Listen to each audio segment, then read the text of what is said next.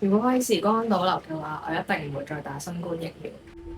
廿幾歲嘅女仔通常都話係最青春、最精彩嗰幾年，而我就係出入診所，坐個輪椅，上個新聞，花超過廿幾萬去醫濕疹同埋其他炎症。Hello，我係 Eunice，呢個係我俾疫苗改寫日真嘅故事。你可能會心諗今年2025年冇人再講疫情㗎啦喎。其實我真係到今年我先至 process 到過去幾年喺我身上發生過黐線嘅事情。件事係咁嘅，2021年嘅我係一個普通 corporate girlie，行得走得冇食物敏感。開頭打第一針冇乜大反應，因為工作嘅關係我就打齊咗3針啦。2022年嘅我開始濕疹無間斷咁樣爆發，後來唔單止係皮膚，身體部分都開始出事。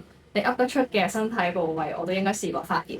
當時我自己啦，同埋屋企人對於免疫系統啊、濕疹啊、皮膚問題冇乜好大嘅認識，於是就瘋狂睇西醫，不斷食藥、搽類固醇，去到一個地步，我食藥仲密過我食飯啊！但係都開始冇效咧，皮膚科醫生已經處理唔到我嘅 case 啦，望我5分鐘已經想打發我走啦，開一模一樣嘅藥啦，一模一樣嘅藥膏，只係加大藥量，類固醇藥膏開完一罌又一罌，但都係冇辦法改善問題。最後我係點樣由呢一個狀態變成而家嘅我呢個狀態呢？咁我嘅故事係有啲長嘅，容許我聽日再繼續同大家分享。